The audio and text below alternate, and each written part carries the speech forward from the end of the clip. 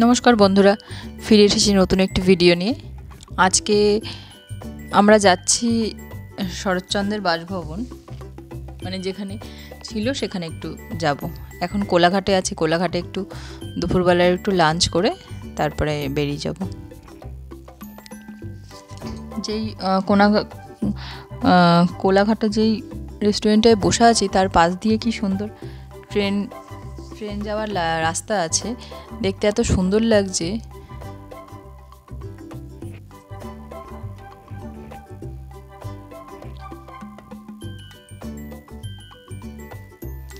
শীতকাল মানেই শুধু ঘুরে বেড়ানো।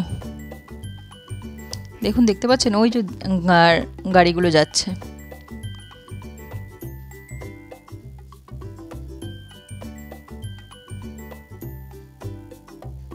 লোকাল ট্রেনও যাচ্ছে, আবার দূরপাল্লার ট্রেনগুলোও যাচ্ছে।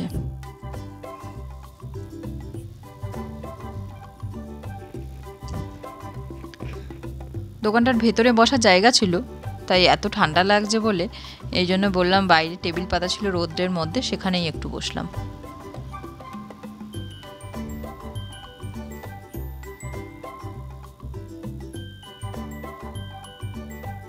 ভাঁড়ে চা খাওয়ার মজাই আলাদা। যতই হোক, আমার এই কাচের গ্লাসের থেকে ভাঁড়ে চা খেতে ভীষণ ভালো লাগে। ভাঁড়ে চা খাওয়ার সময় একটা ভাঁড়ের একটা সুন্দর একটা গন্ধ বেরোয়। চলে এসেছি আমরা, মানে আমাদের বাড়ি থেকে বেশিক্ষণ দূরত্ব নয়, এটা 1.5 ঘন্টা রাস্তা দেখাচ্ছে। কোনা এক্সপ্রেসওয়ে ধরে আসলে বেশিক্ষণ লাগে না আসতে, 1-1.5 ঘন্টায় পৌঁছে যাওয়া যায়। এটা হলো রূপনারায়ণ নদী। নদীটা দেখছেন এত, মানে সে কোথায় ওপারটা কিছুই দেখা যাচ্ছে না, কারণ সামনেই এটার মোহনা আছে, সেই জন্যই এই জায়গার জলটা এত বেশি মনে হচ্ছে। মানে শরৎচন্দ্রের বাড়ি যেখানে, তার পাশেই রূপনারায়ণ নদী। মানে বাড়ির জায়গাটা এত সুন্দর, মানে এখানে তো মনে হয় যে কোনো মানুষ থাকলেই তার মন শরীর সবই ভালো হয়ে যাবে।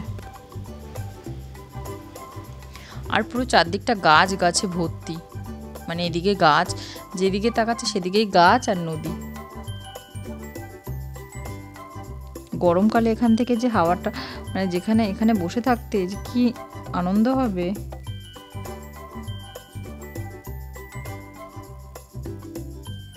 এখন একটু বিকেল হয়ে এসেছে। এটা সকাল থেকে খোলা থাকে, বেলা 12টা অবধি খোলা থাকে, আবার বিকেল 4টে থেকে ওই 6টা-7টা অবধি খোলা থাকে। তারপরে এখানে শরৎচন্দ্রের বাড়ির পাশেই একজনের বাড়ি আছে, উনি এখানকার এই কেয়ারটেকারের দায়িত্বগুলো করেন, মানে খোলা বন্ধ উনিই করেন। তাই জন্য 12টার পরে বন্ধ হয়ে যায়, 12টার পরে বন্ধ হয়ে যায়, বা 4:30-টের সময় আবার ওপেন হয়। এখানে আসলে আপনারা গাড়ি নিয়েও আসতে পারেন, কারণ এখানে গাড়ি পার্কিংয়ের ভালো ব্যবস্থাও রয়েছে। এগুলো ঢেঁড়স গাছ লাগিয়েছে, মানে এখন সবে ছোট, ওই ফাল্গুন মাসের দিকে ঢেঁড়সগুলো ঠিকঠাক কাটতে পারবে।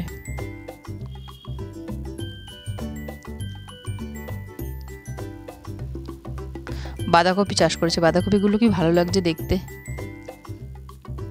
বাঁধাকপি, তারপর ঢেঁড়স, পালং শাক, ধনেপাতা, এখানে প্রচুর চাষ করা রয়েছে।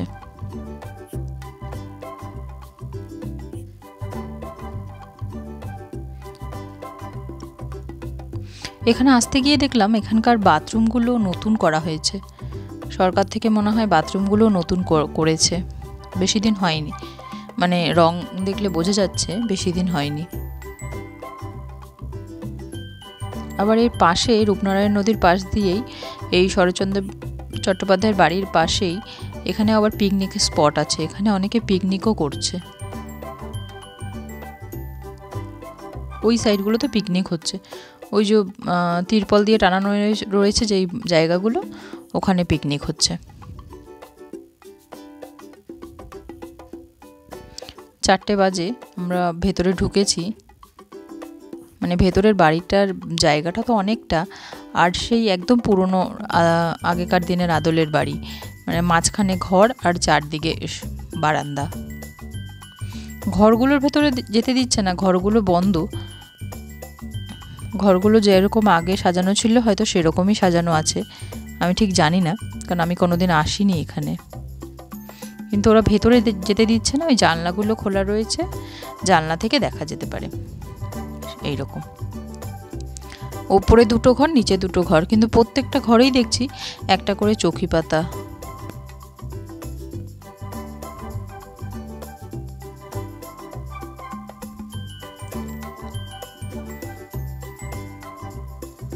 আর উনি যে বসতেন যে চেয়ারগুলো, সেই চেয়ারগুলো এখানে রয়েছে। উনি এখানে এই দেউলটির বাড়িতে ছিলেন 1926 থেকে 1938 অবধি।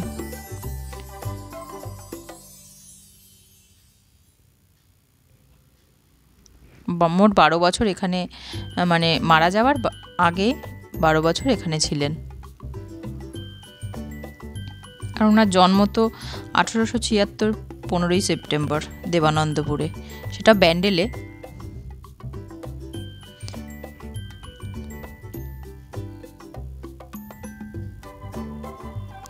জায়গাটা খুব সুন্দর, এখানটা হয়তো এরকমভাবে সাজিয়ে রেখেছে এত সুন্দর করে, গাছ টাছ দিয়ে সব কিছু দিয়ে।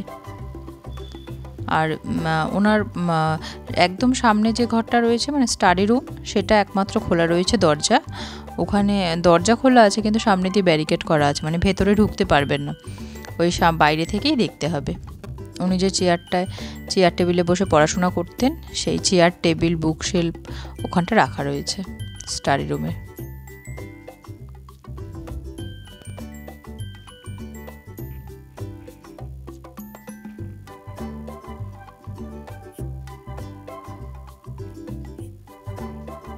এই উপরের দালানটাতে মাঝখানেই একদম 2টো ঘর রয়েছে, আর 4 দিক থেকে বারান্দা। মানে এটাই এখনকার দিনের আর পুরনো দিনের মধ্যে তফাৎ। আগেকার দিনের বাড়ির বারান্দাগুলোই বেশি ছিল, বিরাট বড় বড় বারান্দা ছিল। এখন নতুন যে ফ্ল্যাটগুলো তৈরি হচ্ছে সেগুলোর কোনো বারান্দা নেই, মানে সবই ঘর। এত বড় বড় বারান্দা বোধহয় বের করার জায়গাই নেই। এখানে আবার একটা চরকা, সুতা কাটা চরকা কাটাও আছে।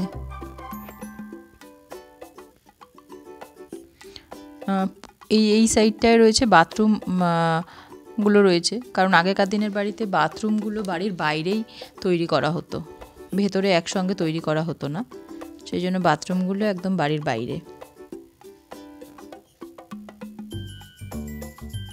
কিছুই চেঞ্জ করেনি, হয়তো নতুন কিছুই করেনি, কিন্তু আরেকটু বেশি করে সুন্দর করে কিছু থিওরি কিছু রাখার দরকার ছিল। কিছুই নেই এখানে। ওই যে বাড়ির পাশে যে কেয়ারটেকারটা আছে, মানে যে ওই ঘরগুলো পরিচালনা করেন, দেখাশোনা করেন, তিনি একটু বলে বলে দিচ্ছেন মুখে কোথায় কি আছে না আছে, এছাড়া আর কোথাও কোনো কিছু লেখা নেই।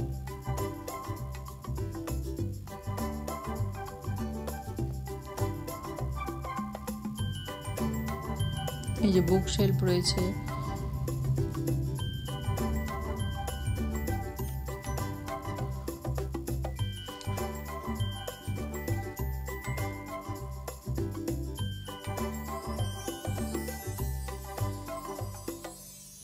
জায়গাটার মধ্যে এত গাছপালা রয়েছে তো সেই কারণে আরো বেশি সুন্দর লাগছে দেখতে জায়গাটা।